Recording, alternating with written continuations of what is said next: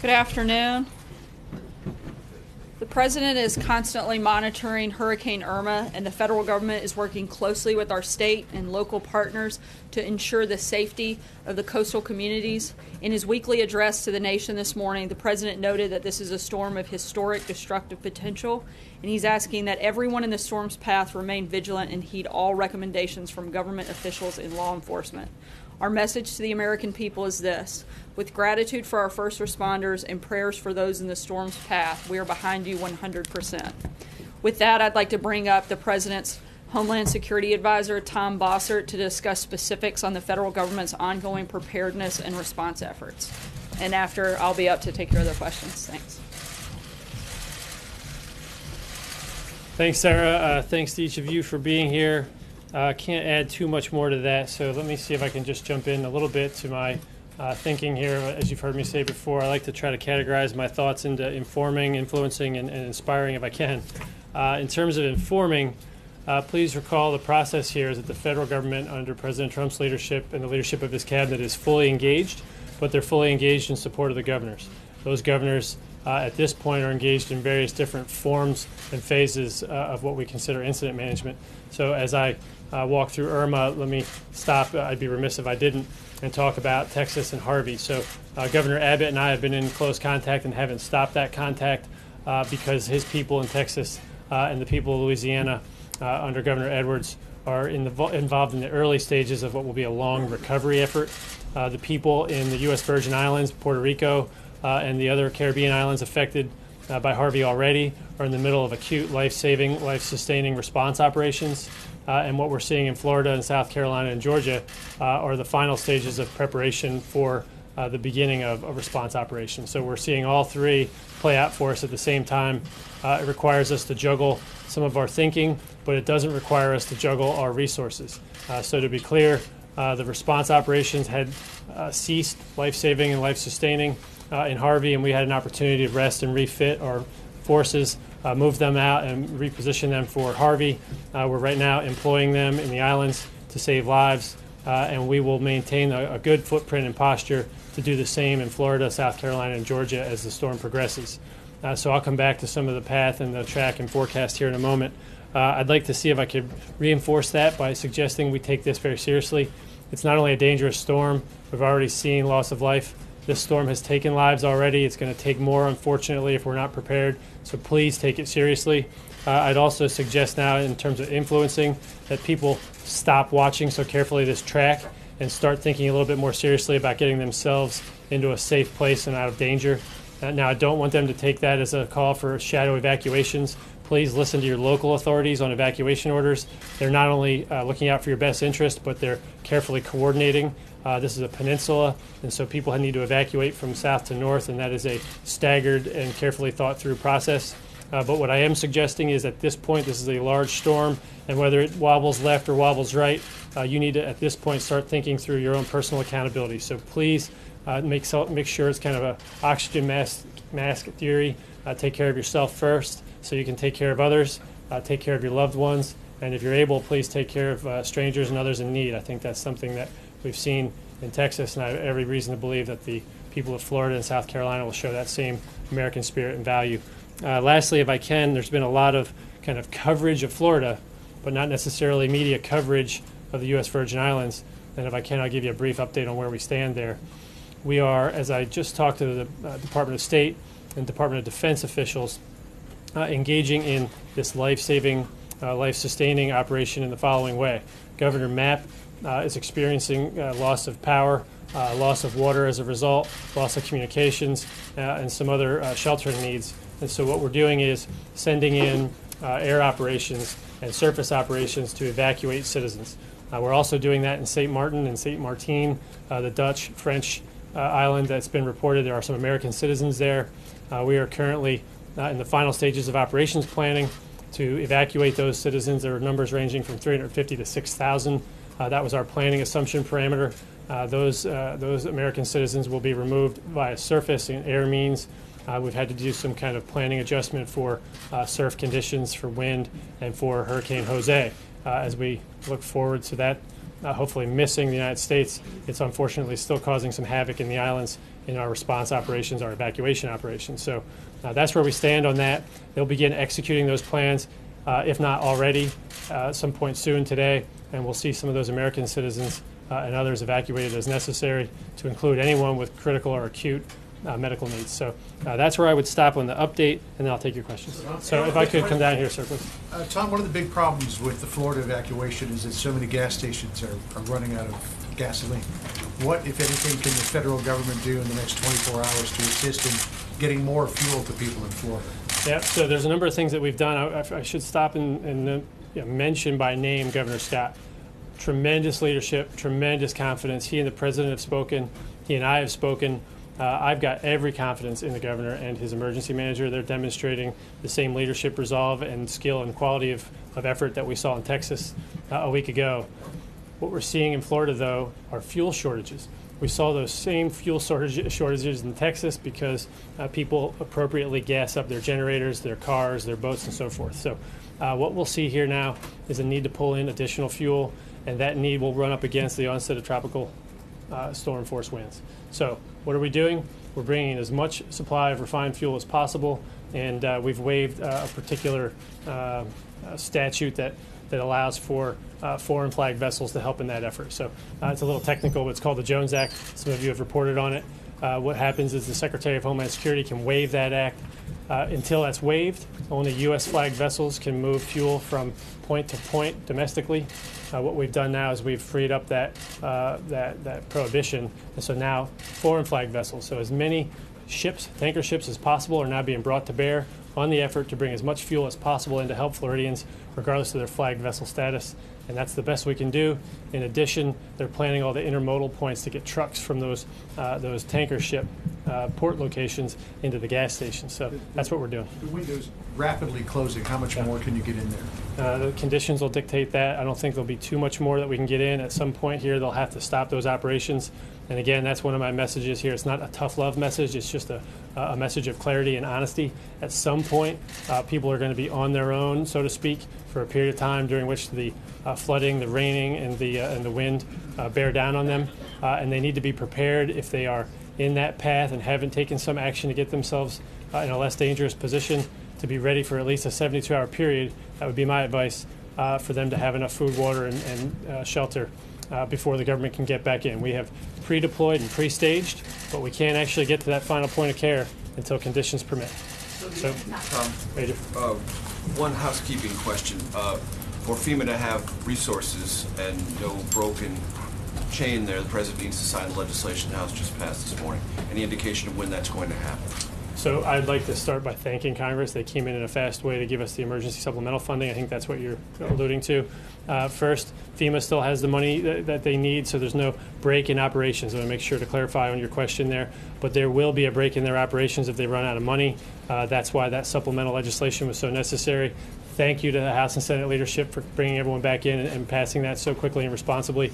We anticipate, honestly, this is a real-time event. The bill might be on its way up here right now. It requires signature by the Speaker, signature by the Senate leadership or the Vice President, and then signature by the President of the United States. And so I think that will happen today. But as soon as we get it, the President will take that seriously. Talk about the complication of a storm track, and we don't know the wobbling nature of it, but it looks like it's going to cover the entire peninsula running south to north.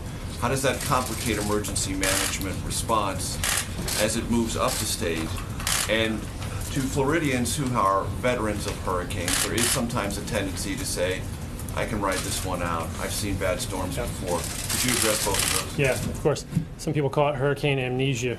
Let's hope there's no hurricane amnesia, but I would start by saying there are some people, probably some 20% of the population, that might not remember or might not have gone through the last big hurricane in Florida. It was probably 2004 or 5, right? There were 4 major hurricanes in 2004, Wilma in 2005, which was forgotten because of Katrina. If you haven't experienced it, take it seriously and ask those who have. If you have experienced it, please recall that what I just described took place. You were without power, you were without comms, and you were without water in some cases, or sewer treatment and so forth for a period of time afterwards. So plan for that. In terms of the track, there's three considerations. The upper right, kind of northeast quadrant of the storm, packs the most punch, right? The second consideration is if the eye wall gets over land, it tends to lose steam a little faster. So if it stays over water, it tends to keep its strength a little longer. And so as this thing moves left and right, it can affect our operations because it can affect a different part of the state in a different way, wind or flood. What we'll see here over the next 24 hours is going to tell us which one we're going to face. We're planning for all those eventualities.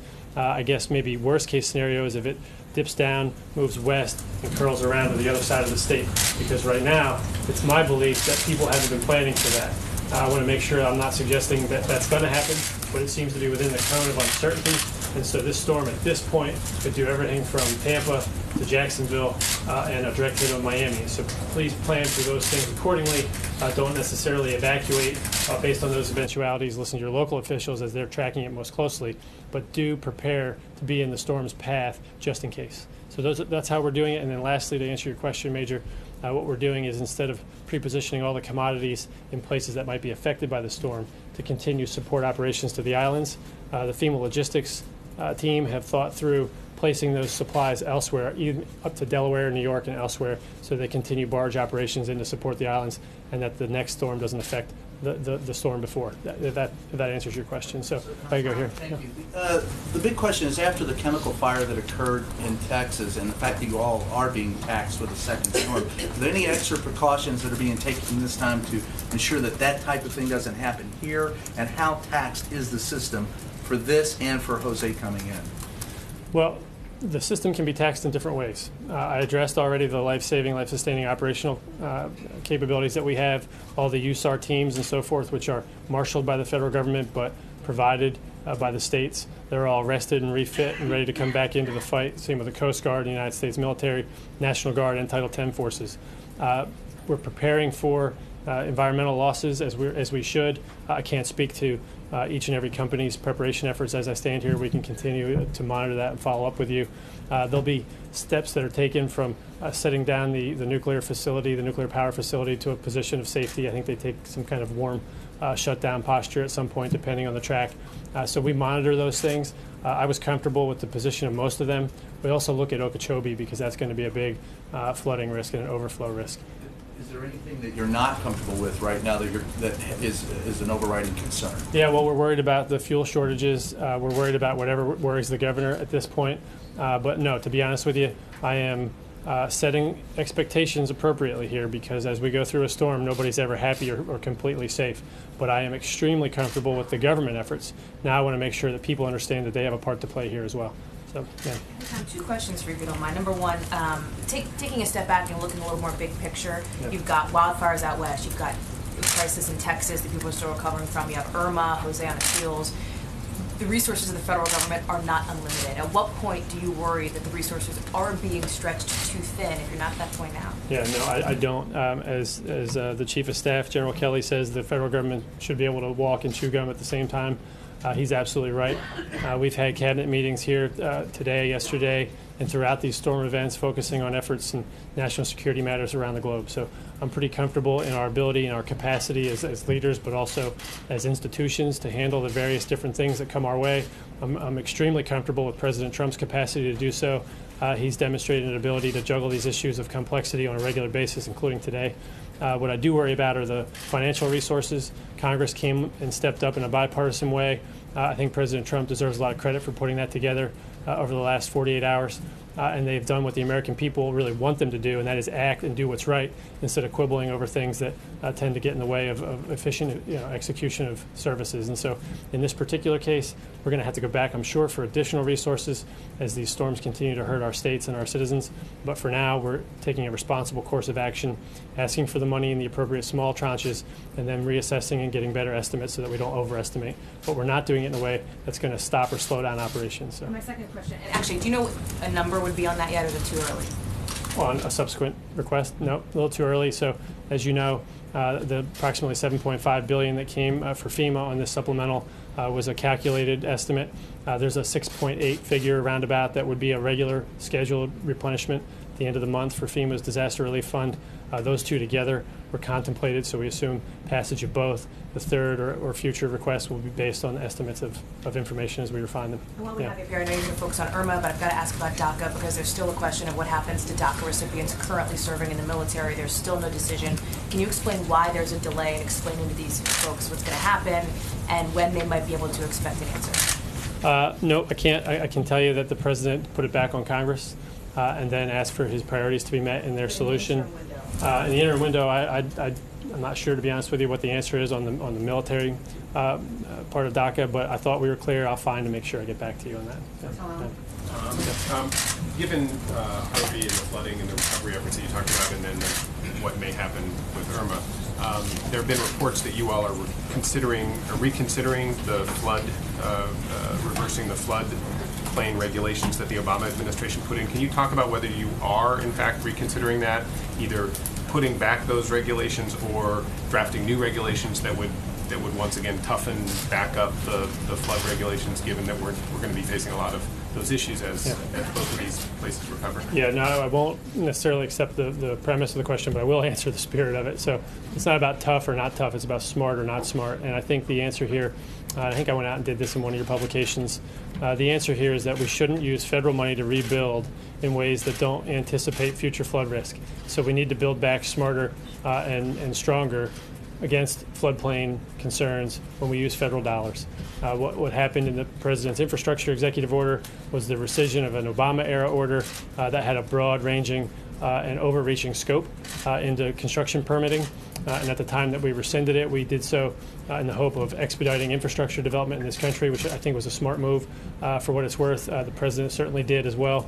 But now what we have to do is replace with thoughtful, whether it's an executive order, regulations, or both, building standards and practices for the expenditure of federal money that makes floodplain and risk mitigation sense. So there will be some kind of affirmative effort to. In the interim, I should point out two things here, right? Not to be defensive, but first, that Obama-era executive order had not turned into a regulation yet. So nothing in this storm would have changed whether we acted or didn't act, if that makes sense. So this was not an immediate or poorly thought through step. And then secondly, whether we put forward an executive order or not, we do have the latitude under the current Stafford Act authorities and other laws to put into these rebuilding practices in Texas and Florida appropriate floodplain management practices.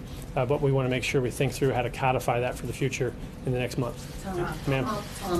Monday, we're seeing an anniversary, 9/11, and the nation right now is seeing a lot of vulnerabilities, speaking of what Howie said.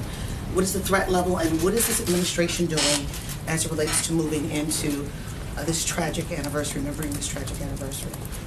I was kind of personally motivated into service on that day, and that's why I've come back to service here again. The counterterrorism mission is the one I take the most seriously, and President Trump will, as presidents before him and since 9/11, receive a comprehensive picture of the terrorist threat environment and what we're doing to counter it from his senior officials on 9/11. Or I think on Monday we'll do this. We'll get the timing of that to you, and we'll give you a readout. He'll do that. That's a practice that we've started since 9/11. Presidents Bush and Obama maintained that practice. President Trump intends to do the same. And then I'll let the team announce his planned event or schedule of events for attending any ceremonies and paying some respects. But for the most part, I'd encourage the administration, who will, I'm sure, fan out and give appropriate speeches, to show some solemnity that day and not talk too much about policy.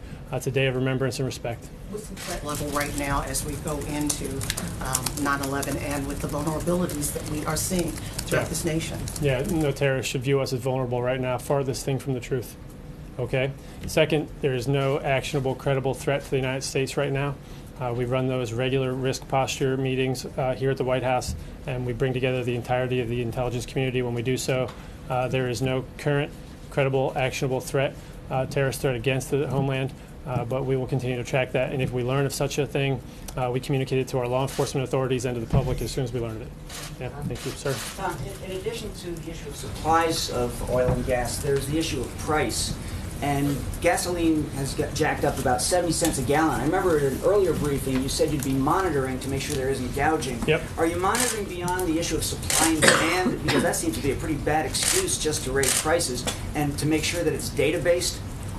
Yeah, so the idea is trying to determine, it's a fact-based determination, the difference between gouging and supply and demand price indicators. So I'd ask you to remember one thing, the refineries, at least 5 or 6 of them in Houston are still down. So we've got a refinery issue on one side and we've got an increased demand issue on the other side. And so that's necessarily generally going to raise prices, but it's a short-term price spike in our experience. We'll try to differentiate that from gouging as we examine any potential allegations of that practice. But for right now, Floridians are pretty well used to this, and I think they're pretty well used to their Attorney General prosecuting them in Florida. So I'm not of the opinion that I have to issue too many warnings from this podium again, but in case anybody missed me last time, gouging won't be tolerated, period. Okay? Let me see if I can come back real quickly because I know Sarah's here and has a lot more to do. Governor Mapp, Governor Rosello, Governor McMaster of South Carolina, Scott of Florida, Deal of Georgia, and Abbott of Texas. You're all on our minds. You're all our clients. You're our customer base right now. You're going to set the requirements. We're going to meet those requirements, and as Americans, we're going to get through this. So remember, I started with inform, influence, and inspire. I'm pretty certain that the country saw the people of Texas show us what compassion is all about, and I'm pretty sure the Floridians and South Carolinians are going to step up and match that challenge in the next coming days. Let's say a little prayer for them, and I'll come back out and speak to you as the situation dictates. So thank you very much. Appreciate it. Thank you, Tom. Thank you, Tom. As you can see, the safety and security of the American people is the President's top priority, and we'll continue to work with our local partners to keep the public fully informed as the events unfold. Looking ahead to this weekend, the President and the First Lady will be hosting cabinet members and their spouses at Camp David. This will be a working weekend, which will include the 4th cabinet meeting since the President took office. That will take place on Saturday. The President will lead a discussion on the administration's priorities in addition to receiving briefings on Hurricane Harvey, recovery efforts, and preparations for Hurricane Irma. Secretary Mattis will obviously be among the cabinet members attending this weekend, and on a lighter note, today happens to be his birthday, so I'd like to wish Secretary Mattis a happy birthday on behalf of all of us here. Everybody knows I love a good birthday story. In a letter to his troops in the field in 2003, General Mattis encouraged them to fight with a happy heart and a strong spirit and to demonstrate to the world that there is no better friend and no worse enemy than a U.S. Marine. I think it's safe to say that he's lived his own life by that advice. In general, we hope your 67th birthday is a good one. With that, I'll take your questions. Celia.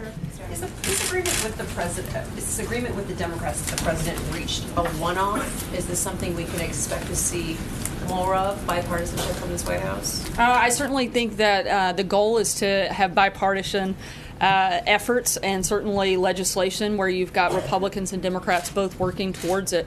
That was something that the president talked about during the campaign, and certainly something that I think the American people expect, and one of the reasons they voted for him, and I certainly would expect to continue to see that. Does the president care at all that Republican leadership is annoyed with this deal that he reached? I think that the president's focus was what was doing what was best for the American people, and that's why he's the president. The people wanted somebody to be a leader. They wanted somebody that was going to step up and take action and get things done, and that's exactly what the president did. I think the last thing we want to do is play partisan politics when we have people in places like Texas and Louisiana that need financial support through the federal government. The president wanted to make sure that happened and that got taken care of, and that's what he did.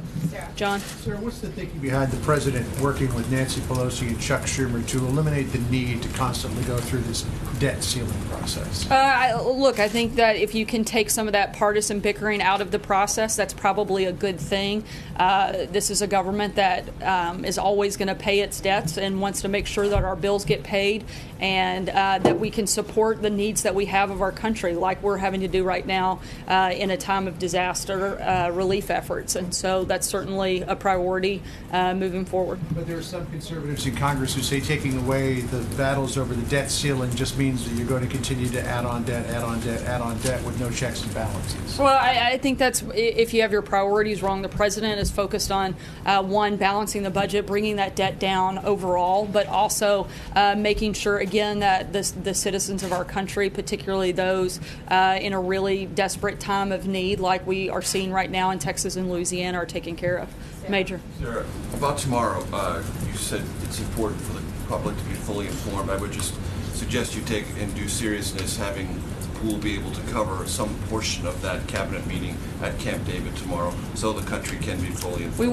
We will be releasing some of the president's remarks from tomorrow, and we'll keep you guys posted on that process and how that'll look. You talked about eliminating partisan bickering from the debt ceiling process. Is that a Republican problem?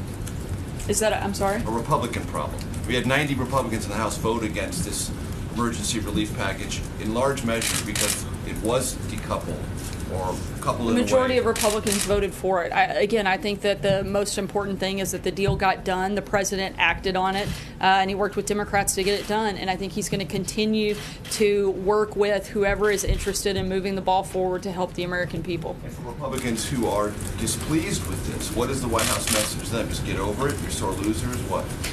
I think the biggest message is that we're a lot less focused on what makes Congress happy and what makes Americans better and stronger. And that was the decision that the president made, that this was something that was important to get done, and he was willing to work with Democrats to make sure it happened. David. Sarah, I think you just to change subjects for a second.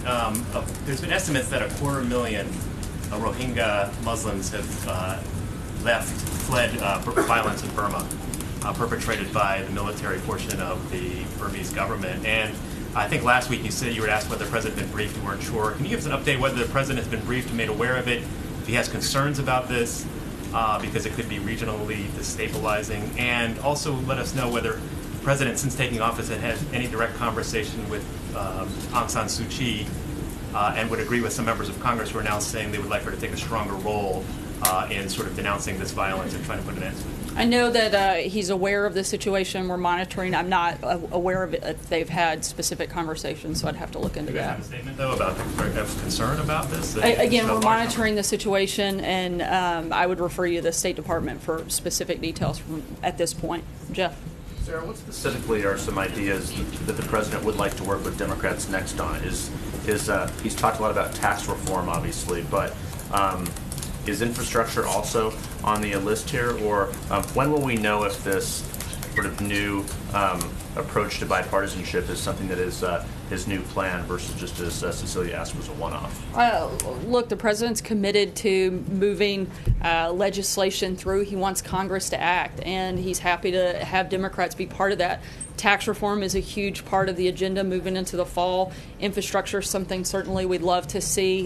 He had meetings on that just yesterday, and we're going to continue to work with anyone willing to sit down at the table and focus on those pieces of legislation. Has he given up on health care repeal? No, and we're going to continue pushing and looking for new ways to improve the healthcare system, and certainly the ultimate goal would be to repeal Obamacare and replace it with something that actually works. Democrats on that to try and find if Democrats are willing to work on an actual solution, sure. Adam. Thank you, Sarah. The president this morning talked about tax reform in a tweet, and he's focusing the country on tax reform after we get past the hurricanes and the immediate threats. Everyone in the administration says tax reform this year. One person, however, that would be Leader McConnell, keeps saying tax reform this Congress, which could be next year. Is the president willing to allow the focus on tax reform to move into 2018? And if not, what would he say to the leader to get him on board with everyone else in the administration to deliver tax reform to the American people by December 31st of this year? Yeah, I think the ultimate goal is certainly to get it done. Ideally, we get it done as soon as possible. The most important thing, though, is that we're providing tax relief for middle-class Americans. And so ideally, we get that done. If we could get it done tomorrow, I think everybody would be happy with that. But obviously, it's going to be a process. As soon as we can, that would be our ultimate goal. But we want to make sure we get it done right, and that's important. Leader McConnell keeps saying this Congress as if to give him a backdoor excuse or option to go into next year. What does the president say to him about that? I certainly can't speak for Leader McConnell, but again, this administration, our priority is to get this done and get it done as quickly as we can. Catherine? Sarah, is Mar-a-Lago following evacuation orders in Palm Beach? I can't speak for the Trump organization. I'd direct you to them. And do you know at all, the Mar-a-Lago has survived come through a number of hurricanes, very minimal damage. Would the president consider evacuees or victims of the storm being housed there? Again, that's something that you would have to talk to the Trump organization, not something I can comment. Zeke? One, in regards to the deal reached with the Democrats earlier this week, the president talked a lot on the campaign about how he was going to come up with the best deals. What would the White House's message be to Republicans who, on the issue of the debt ceiling or on the CRs in the past, achieve better deficit cutting deals under President Barack Obama? Well, I don't know that you could say that it's a better deal when you're helping people that are in a recovery effort, and that certainly was the priority of the president, is making sure that we move things forward and quickly so that those people were taken care of, and that was the priority in that process. No, sorry. There's a report earlier this week that Special Counsel Robert Mueller was looking to meet with or interview White House staff regarding the statement that was put out in early July that Donald Trump Jr. is meeting with Russian attorney and several other individuals at Trump Tower. Has that a formal request been made, and will White House staff be complying, and who is affected by that request? I'm not aware of a specific request at this time, but certainly we've been very clear that the White House will be fully cooperative and transparent through this process. No. Sarah, I have two questions, one on DACA and one on the debt ceiling deal. On DACA, the president tweeted yesterday that DACA recipients have, quote, nothing to worry about over the next 6 months, and there would be no action. Can you definitively say that no DACA recipients will be deported in the next 6 months? I would imagine, unless there was some sort of criminal activity, I think that would change the situation. Why can't you definitively say that no DACA recipients will be deported? Well, I was about to if you'd let me finish my sentence. But I was going to say that outside of circumstances where there may be criminal activity or something along those lines, the president's been clear that that's not something that would take place, a change over those 6 month period. I think what most DACA recipients are worried about is that their status is scheduled to lapse by 2020. Can you speak to that? I mean, when the president says they have nothing to worry about, they're all going to be during this 6 month time. There are no changes that are being made to the program at this point. After that, again, the goal is that Congress makes a permanent fix, and that Congress actually does their job, and that we have responsible immigration reform that takes place over these 6 months, and those individuals won't be affected because they actually stepped up and did what they were asked to do by the American people. On the debt ceiling deal. When it comes to votes, is the president finding Schumer and Pelosi to be more reliable partners in getting votes than the Republican leaders? Look, the president's committed to working with both Republicans and Democrats, and we're going to continue doing that and trying to get the best legislation we can for the American people. I hate to do this, but it's Friday and the president's departing, and I know several people have to step out for that. We'll be around the rest of the afternoon. If you guys have follow-up questions, we'll be happy to answer them. Thanks, guys.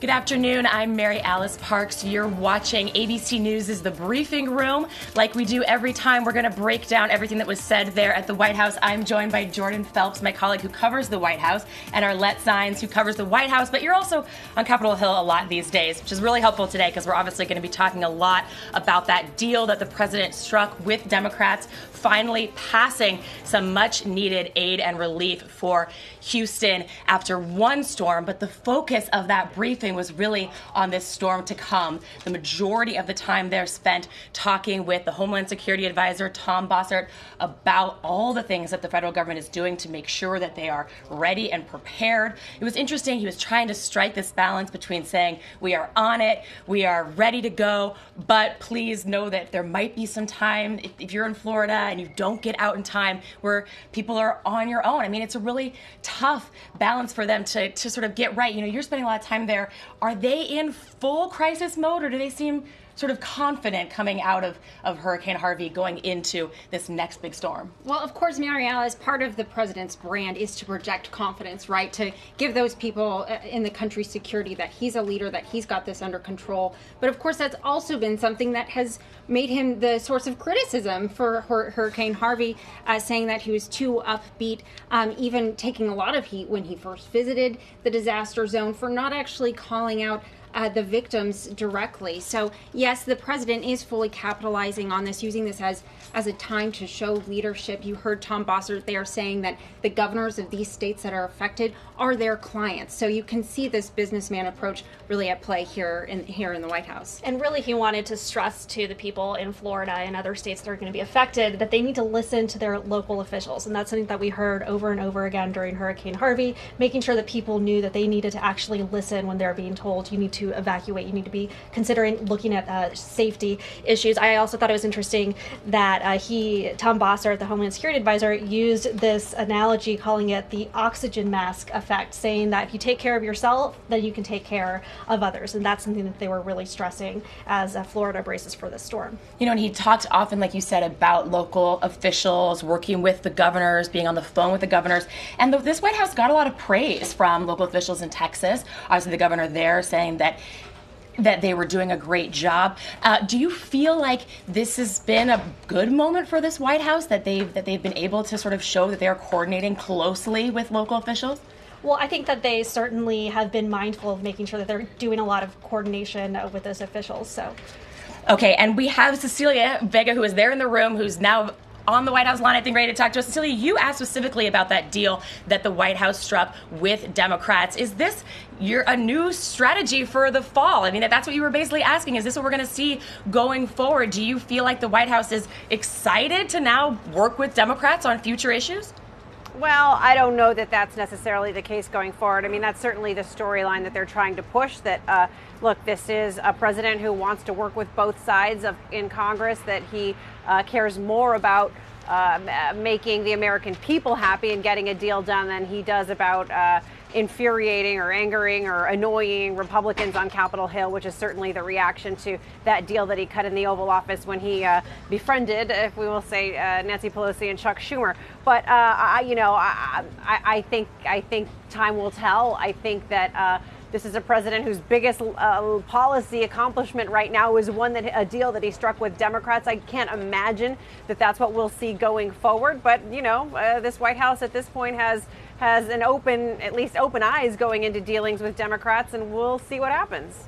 Yeah, I mean, she left open the idea of working with them on other issues if they're game for it. And there was talk that the president, though, kind of liked the positive press coverage, that he seemed happy that it was going over well. I mean, we know this is a president that sort of likes a win. Yeah, this is definitely a president who follows the headlines. We all know that. And it's our understanding that he called Nancy Pelosi the day after this deal was struck and was praising all the positive coverage that they got, so much so that she felt comfortable enough to ask him to tweet out a message of at least reassurance to DACA recipients, and that's what happened. Mitch McConnell has often asked the president, Arlette and I were saying this earlier today, Mitch McConnell has asked the president to stop tweeting in many times, and the president has not heeded that advice. So at least right now it seems that he's on friendlier terms with people in his opposing party than he is with some in his party. And as you guys well know, there are many people who are none too happy about this on Capitol Hill right now. Hey guys, I gotta go. The president is leaving, and I can hear the helicopter right now. So okay, I'm sorry, don't go. Thank you, Cecilia. I love the girl power here. This is awesome. Right? The best looking briefing room we've had so far, by far.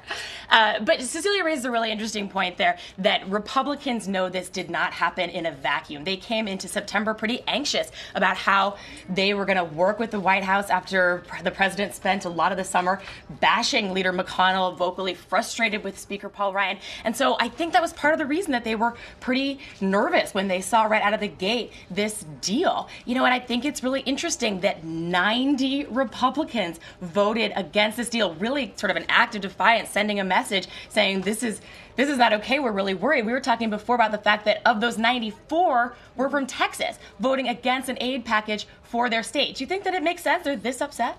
Well, they certainly did not want this to be tied to the debt ceiling or to government funding in any way. And even though it's for their state, there were some conservative Republicans who just weren't going to vote on this based on principle. And one thing that I found really interesting in the briefing with Sarah Huckabee Sanders was when she said that the president was tired of partisan bickering. That was not just a message to Democrats, that was a message to Republicans, saying he's tired of you guys fighting about these types of things and he's going to go ahead and work with Democrats. on some of it. Yeah, it's just another example of the president really breaking the mold here, right? You know, he hasn't had a lot of success working with his own party. We know that there's a trust deficit with Paul Ryan and Mitch McConnell, which is something that our colleague Ben Siegel can speak to in greater detail. Ben, what's the sense up there on the Hill? I mean, we know that this deal was a huge surprise to Republicans. One congressman even telling me on Air Force One that he audibly gasped when the president told him that it was just a 3-month deal, which is, of course, what the Democrats wanted, not the president's own party. We know that the Republicans are getting behind this publicly, but what are they telling you in private? Hey guys, yeah, there's a lot of bad blood going around on this. Just this morning, Mick Mulvaney, the budget director for the White House, and Steve Mnuchin, who was in that meeting earlier this week, were on the Hill with House Republicans this morning. They were discussing that deal, trying to whip votes. It did not go as planned. There's a lot of bad blood. Members left the meeting steaming. Mnuchin, in a sort of a futile attempt to rally votes, he told the members to, vote for this for me.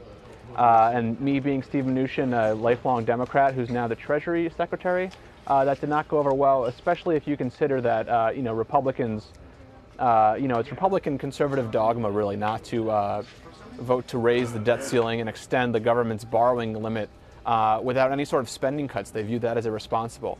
So there was some eye rolling there, and there were also some booing and hisses from Mnuchin because he was asked at one point when this issue comes up again in December, will there be any corresponding spending cuts attached to another raise of the debt limit? And he had no definitive answer for any members, and there was apparently some booing and hissing going on in that room. So there is not a lot of goodwill up here among Republicans for this White House after this deal.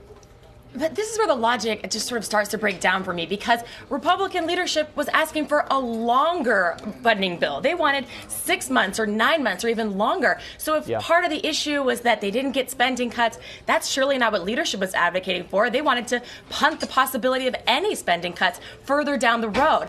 I'm just a little bit confused why Republicans feel like this is such a big blow. They get to have this fight all over again in just a few months. Well, I think that's the problem. That's a fight they didn't want to have again. They have to have two really punishing votes that open up all of their members to primary challengers who can say, Congressman Y wanted to vote to increase the borrowing limit and accrue new debt that our grandchildren have to pay off. That's that makes all their members vulnerable. And at the same time, they wanted to kick that can down the road past the midterms. They also wanted spending cuts, and they just didn't get that. So. Chuck Schumer had an interview with the New York Times today. He said he walked into that meeting with the president not knowing what to expect, and they walked out with a deal that allows Democrats to really keep all of their leverage, if not gain some leverage, while at the same time giving Republicans who control government essentially nothing and potentially screwing up their tax reform calendar. So while there's still some debate among Democrats. I heard from one member of Congress this morning. He was still trying to puzzle out what exactly Democrats got out of this deal. There's definitely a lot of unhappiness from Republicans, and maybe that's the win for Democrats, that Republicans who are in charge are just not happy. So this weekend, the president will be sort of, I don't know what the right word is, hunkered down at Camp David. It's interesting that these two big storms have happened back-to-back on the weekend, so both times he's been there at Camp David with his cabinet. Is that sort of helpful for him, you think, to have his team around? He can quickly get information about how exactly this storm is going. I'm sorry, I feel like we pivoted really quickly from Ben, but it's because I just keep thinking about the fact that this weekend we're talking about millions of Americans that have to sort of be sick of some of this politics. They're worried about just where they're going to go and how they're going to drive out of this storm. And so it'll be really interesting to watch how the president, with his team, gets to some of those basic questions about how they're just protecting people in Florida. I don't know. Does it help to be with his team there at Camp David? Yeah, look, nothing's wrong with a good picture, right? Another photo op for the president here. This will be the fourth time he's meeting with his entire cabinet, this time at Camp David. As you mentioned, he was at Camp David last time Hurricane Harvey came through, so sort of a similar look. But yes, this does, project this image of the president and the full federal government coordinating this response. Arlette, do you have more to add on that? You've been up there. Well, and it's not just Hurricane Harvey. Hurricane Irma. They're also going to be talking about other other national security issues. So they could be touching on North Korea or other initiatives here in the U.S. And so it just gives them an opportunity. It's also kind of a sleepover of sorts. There's going to be people who are going to be spending the night over there, the cabinet secretaries with their spouses. So it gives them a little bit more time also to get to know each other and spend this time together. But really, it gives him the chance to sit down with this group, have access to everyone, and they can toss around ideas and strategies that they're trying to craft them. Okay, so really quickly there, you brought up North Korea. Obviously this weekend, a lot of talk about the fact that it's a big anniversary in North Korea. In the past, North Koreans have liked to use these holidays, either American holidays or local North Korean holidays, to send another message. There's talk they might test another missile or something to that effect again this weekend. So do you say that you think that'll obviously be a topic of conversation at Camp David, but at some point, what else is there to discuss? I mean, what other options could they possibly be exploring at this point? Well, we heard the president yesterday in that press conference say that, yes, military option is on the table, but that it's not necessarily inevitable. We know that the international community has been encouraging them to use diplomatic means, but at some point they're going to reach a point where they're going to have to make a decision about what they're actually going to do. And we do know that the one option the White House is really pushing right now, Secretary Mnuchin spoke about this with reporters on Wednesday, is they're turning to the UN. They want to see more sanctions put in place at the UN level. And then if that doesn't work, Mnuchin has said he has an executive order drafted, ready to send to the president's desk, that will put sanctions on any country that would do trade with North Korea to completely shut it off from the global economy. That would send shockwaves through the global economy, a very dramatic step. Clearly something we probably don't want to go to right away, but the administration making clear that they're taking this extremely seriously, and they'll even go to the extreme of cutting off trade with one of our biggest trading partners, China, if necessary, to crack down on this. Yeah, but that step would be so dramatic. There's a lot of folks that wonder if it's even realistic, but that the threat of it is interesting and obviously has the world watching. Okay, I think that we have, hit the gamut from how in the world people are going to just make sure that they are hunkered down and okay in Florida. Ben, you're still there with us on Capitol Hill, so I want to make sure. Yes, a final thought for you guys on North Korea. It brings up this question again of what U.S. policy is. Is it this policy of diplomacy and these ready military responses that are on deck and the assurances of General Mattis and others that the U.S. is ready to respond? Or is it the sort of fire from the hip Twitter diplomacy that President Trump has employed, where he tweets these warnings about things being locked and loaded and says things like fire and fury will be rained down on North Korea. Every time you have one of these launches and you see them really pushing the envelope, it again brings up these questions about what the American government's policy is. And at this point, I think there's real question, certainly up here among members of Congress, but also presumably out there in the American public, millions of people who follow President Trump on Twitter and then see his top advisors speak. There's still questions about where the American government is when and how we're going to respond when North Korea launches something, if they do. Okay, thank you, Ben. I appreciate it. Arlette, other closing thoughts? Well, I think this week we've seen President Trump go from, kind of making fun of Chuck Schumer, saying he cries crocodile tears, and he's called Nancy Pelosi an ultra-liberal, and now he's calling them Chuck and Nancy his two best friends. It's going to be interesting to see how this entire dynamic of making deals with Democrats plays out and if it ends up continuing. And my final thought is on the storm reaction. Obviously, the president has some good photo ops coming up, but the proof is really going to be in the pudding months from now, years from now. We saw, with Hurricane Katrina, of course, it's not just the recovery right away, it's how does the government respond months out. There's going to be recovery going on for months. We'll see how the president is able to, use the power of the federal government to respond effectively long term. And we know that there are still key vacancies in the president's administration at FEMA. 2 key deputy positions remain unfilled. They have sent the nominations to the Senate, but they're currently just filled by acting individuals. So there's missing leadership at the highest levels of the federal response. Yeah, I think you raised a really good point. We might be hearing some praise of this White House from local governors right now, but that could change really quickly if the federal government doesn't continue to come through in the weeks, months, and probably years of recovery that Texas is surely facing, and hopefully not Florida too.